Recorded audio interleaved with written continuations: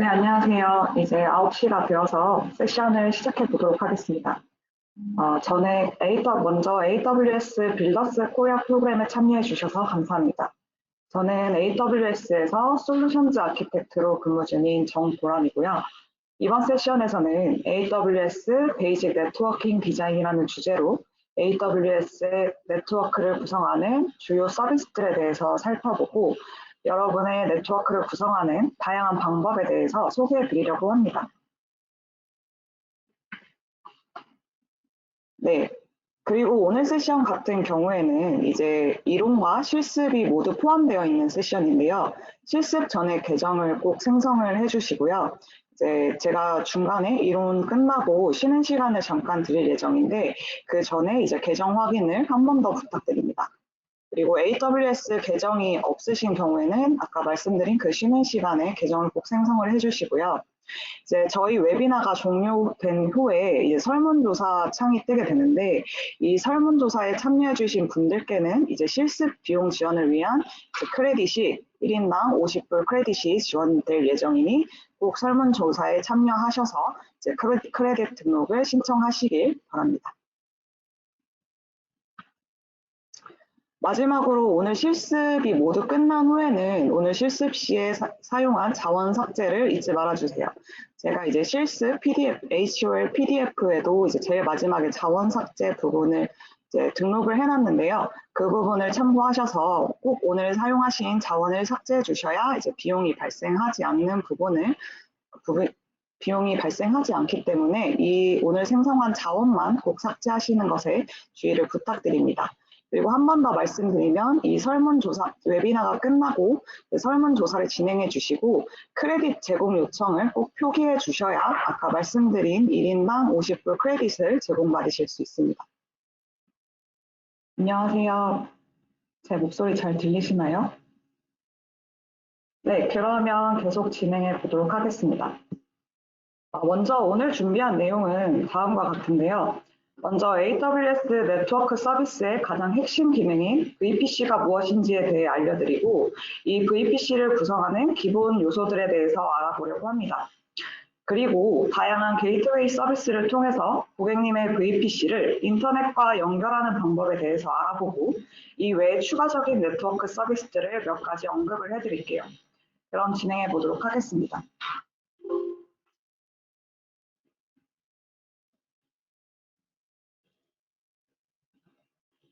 오늘 참여해주신 분들께서 서비스를 직접 개발해 보신 분들도 계시고 또 아닌 분들도 계신 것으로 알고 있는데요. 웹 서비스를 개발해서 런칭을 하실 때 물리적인 서버가 필요하게 되죠. 그리고 서버는 인터넷을 통해 어디서든 접속 가능하도록 네트워크가 구성되어 있어야 합니다. 클라우드 컴퓨팅이란 이런 물리적인 서버와 네트워크와 같은 IT 리소스를 인터넷을 통해서 제공하고 사용한 만큼만 지불하는 것을 의미하는데요. 고객님께서 이러한 리소스를 사용해서 모바일 애플리케이션을 개발하시거나 아니면 인터넷을 통해서 웹 서비스를 제공하시기 위해서는 AWS에 가입을 하시고 가장 먼저 하셔야 하는 일은 이 VPC를 생성하는 일입니다. VPC는 Virtual Private Cloud라고 해서 고객님께서 정의한 가상의 네트워크 공간입니다. 쉽게 말해서 VPC를 생성하시게 되면 AWS 상에 고객님의 격리된 가상의 데이터 센터 하나가 생기는 거라고 생각을 하시면 됩니다. 고객님께서 VPC를 생성해서 구성하시고 여기에 이제 서브넷을 생성해 줍니다. 그리고 이 서브넷에 실제로 가상 서버인 EC2를 배치하실 수 있습니다.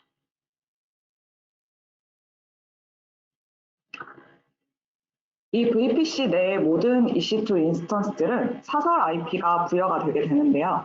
이미 잘 아시겠지만 이 사설 IP는 물리적인 케이블이나 아니면 와이파이 등을 통해서 연결된 네트워크망에서 이제 인터넷을 사용하는 것이 아니라 내부적으로만 사용하기 위한 IP 주소입니다.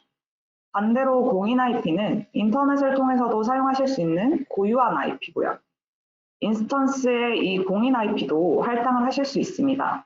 그리고 이제 서울 리전에서도 지원이 되고 있는 Bring Your Own IP라는 기능을 통해서 고객님께서 가지고 계신 공인 IP 대역을 AWS 상으로 가져와서 AWS에서 사용하실 수 있는 기능도 제공을 하고 있습니다. AWS의 글로벌 인프라가 리전과 가용 영역으로 이루어진다는 부분은 이제 잘 아시죠? VPC는 이 리전에 종속이 되게 됩니다. 예를 들어 서울 리전 같은 경우는 4개의 가용 영역이 있는데요. 이 서울 리전에 VPC를 생성하시게 되면 이 4개의 가용 영역에 걸쳐서 VPC가 생성되게 됩니다.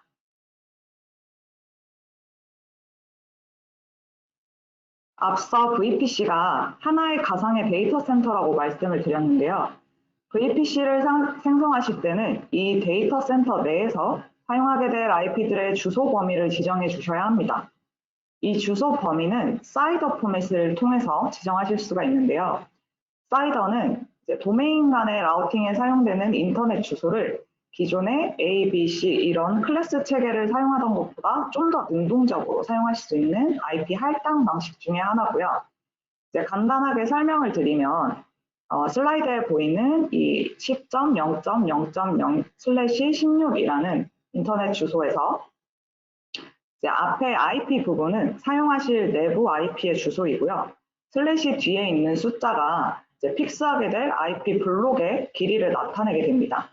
그러니까 IP를 8비트의 이진수로 표현해서 슬라이드처럼 이제 슬래시 16 블록을 사용하시게 되면 10.0을 고정을 하시고 고정이 되고 고객님의 VPC에는 10.0.0.0부터 10.0.25.25까지 총 65,536개의 IP 주소 범위가 할당이 되게 됩니다. 그래서 이 사설 네트워크를 위한 주소를 할당할 때에는 관련 표준인 RFC 1918에서 제시되고 있는 사설 내역대인 17216대나 19216대의 사용이 권고가 되고 있고요. VPC에서 사용하실 수 있는 네트워크의 범위는 16비트에서 이제 28비트 블록까지입니다. 또 이 주소 범위는 VPC를 생성한 후에는 변경이 불가능하기 때문에 현재 고객님의 워크로드의 확장성을 고려해서 충분하게 설정하는 것을 권고드리고 있습니다.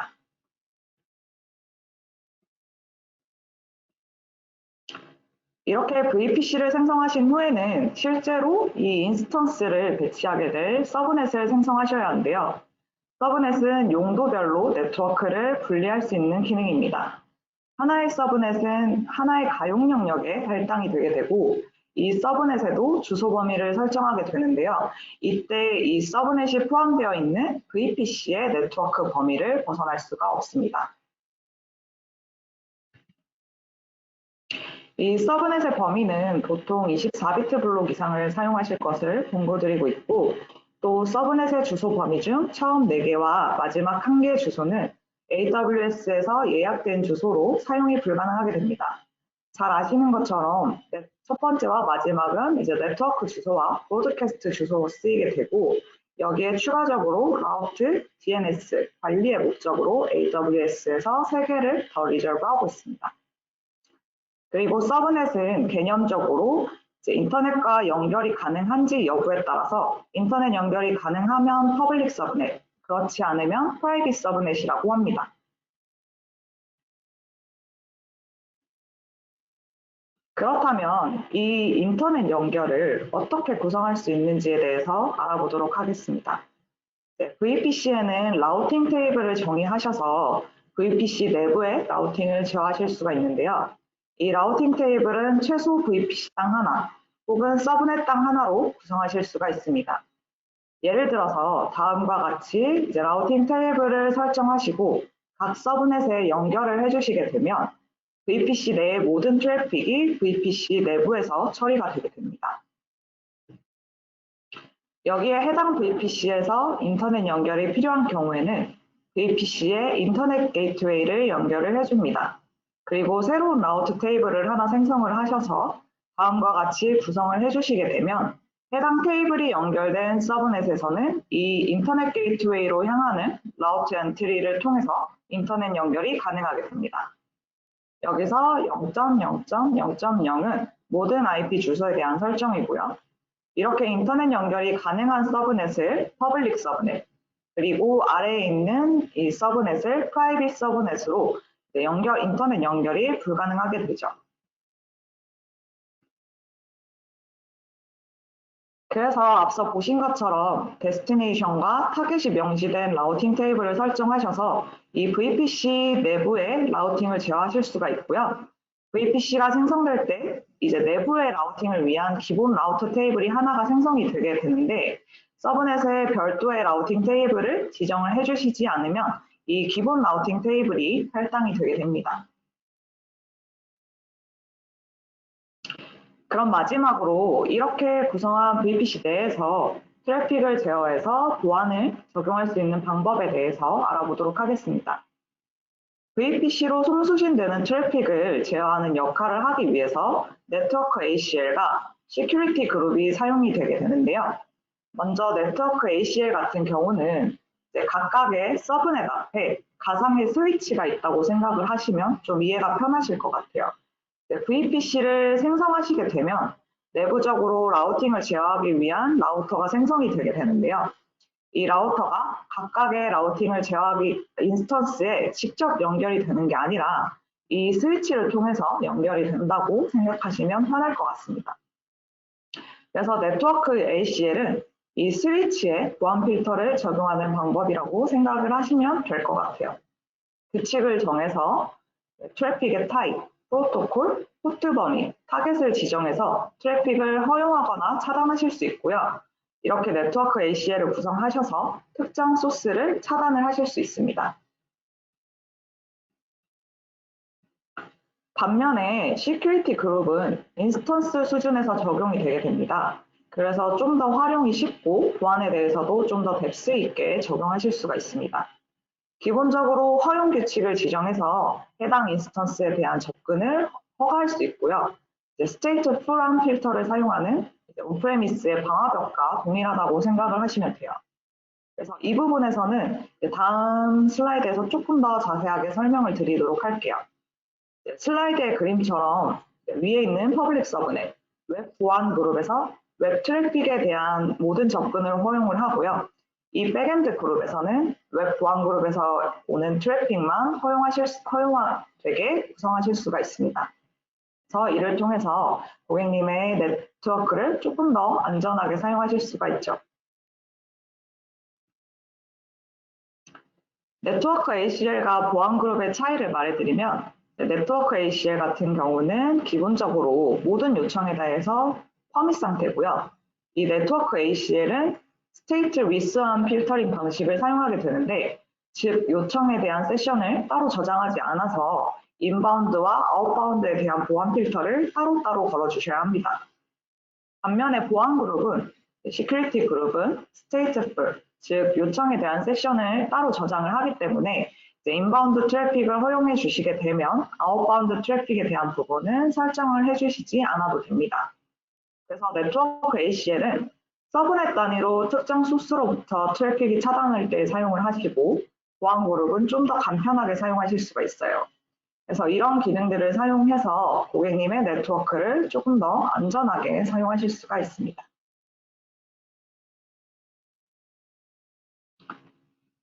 잘 따라오고 계신가요? 그러면 다음으로 이제 다양한 게이트웨이 서비스에 대해서 알아보도록 하겠습니다.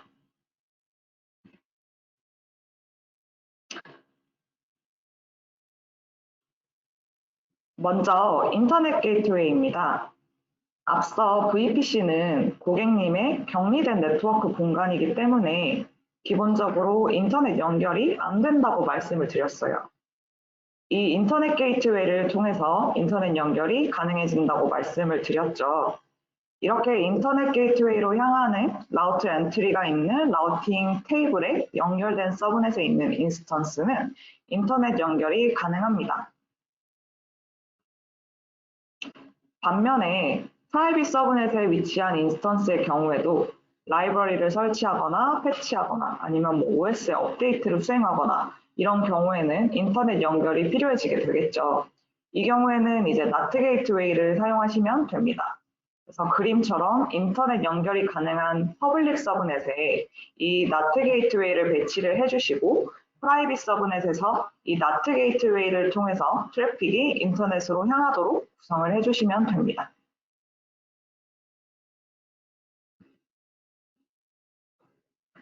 다음으로는 이제 VPC의 연결에 대해서 알아보도록 할 텐데요.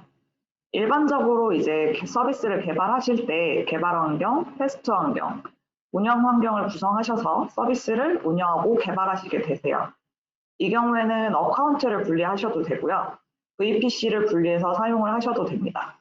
이렇게 VPC를 분리한 경우에는 각각의 VPC는 서로 다른 네트워크 환경을 가지고 있기 때문에 연결이 불가능하게 됩니다.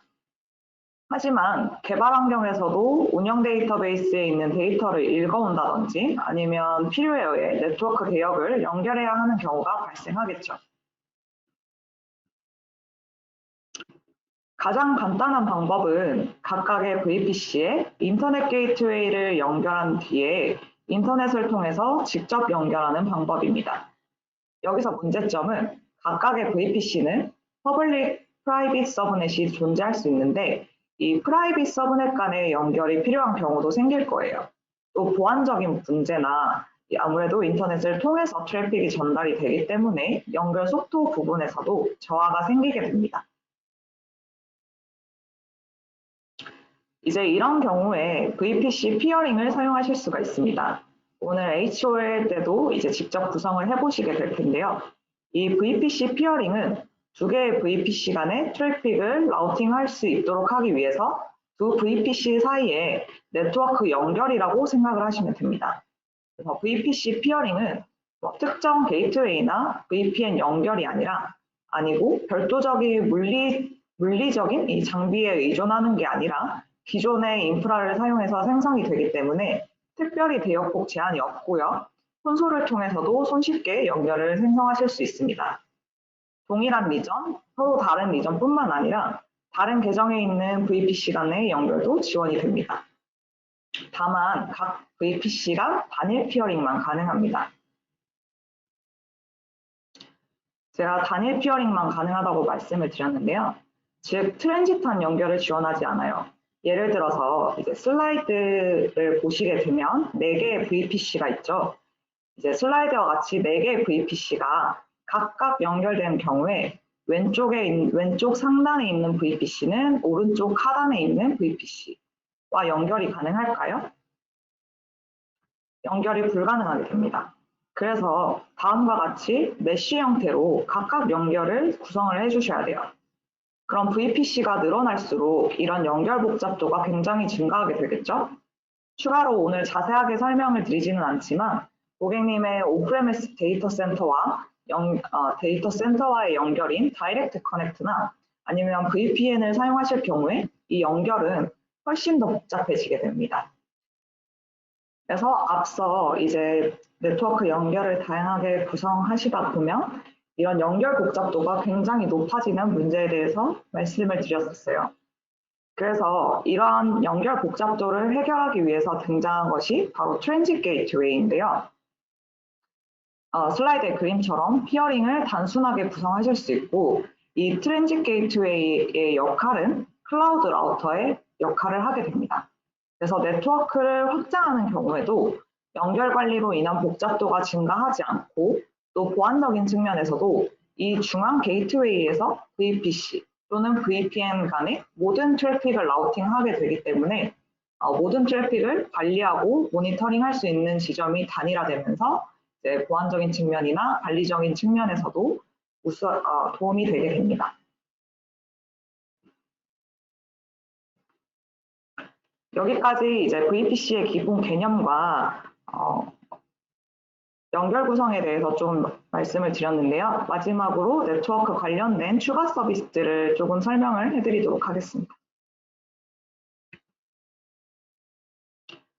이제 오른쪽 슬라이드의 그림처럼 고객님의 서비스가 구성이 되어 있고 인스턴스가 이 퍼블릭 서브넷, 프라이빗 서브넷에 있는 인스턴스가 S3나 다이나모 DB와 같은 리저널 퍼블릭 서비스에 접근해야 하는 경우를 예로 들어볼게요.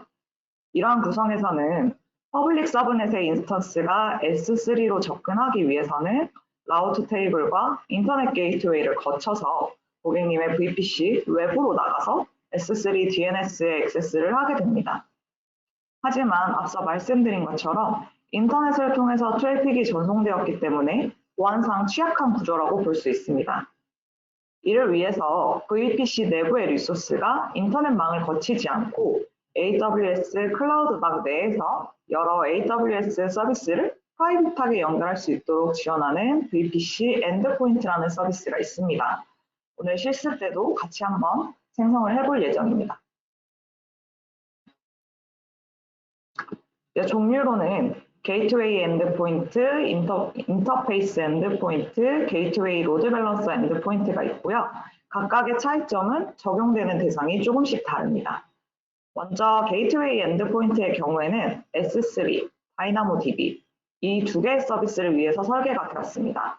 이 게이트웨이 엔드포인트는 이제 설명드릴 프라이빗 링크를 활성화하지 않습니다. AWS 프라이빗 링크는 퍼블릭 인터넷에 트래픽을 노출하지 않고도 VPC, AWS 서비스, 온프레미스 네트워크 간의 안전한 비공개 연결을 제공하는 기능입니다. AWS 프라이빗 링크에서 지원하는 인터페이스 VPC 엔드포인트는 AWS 파트너가 호스팅하는 서비스라든지 아니면 AWS 마켓플레이스에서 제공되는 솔루션에도 연결을 할 수 있습니다. 마지막으로 게이트웨이 로드 밸런서 엔드포인트를 통해서 많은 상용 보안 제품들이 쉽게 확장하고 높은 가용성을 기반으로 보안을 적용하실 수 있게 되었습니다.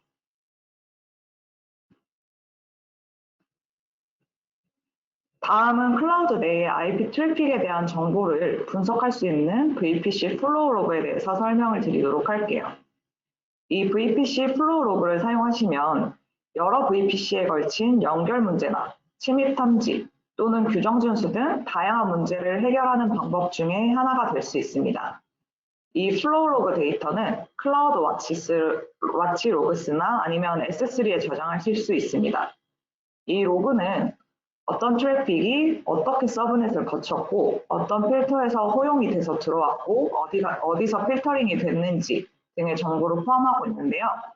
이제 슬라이드의 그림은 로그 포맷인데 복잡해 보이지만 이 로그를 클라우드 와치나 S3에 보낸 후에 BI3나 아니면 다른 서드파티 툴을 사용해서 좀 더 시각화해서 플로우 레벨로 보실 수가 있습니다.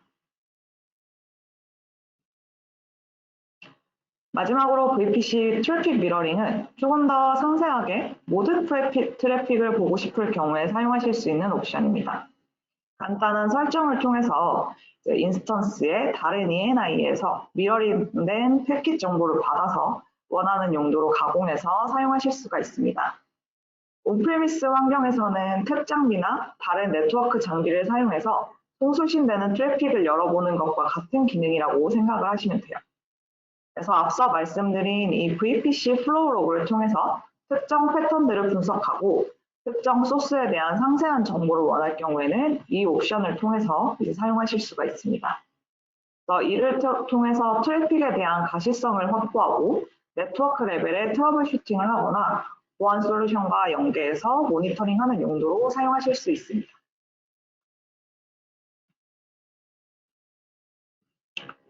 여기까지가 이제 오늘 준비한 이론 세션인데 조금 제가 말이 빨라서 좀 일찍 끝나긴 했네요. 마지막으로 이제 세미나 끝난 후에 오늘 실습까지 세미나 끝난 후에 이제 서베이가 뜨게 될 텐데 이 서베이 꼭 참여해 주시길 바랍니다. 저희 이제 시간이 조금 일찍 끝난 관계로 40분 정도부터 실습을 진행해 볼 예정인데요.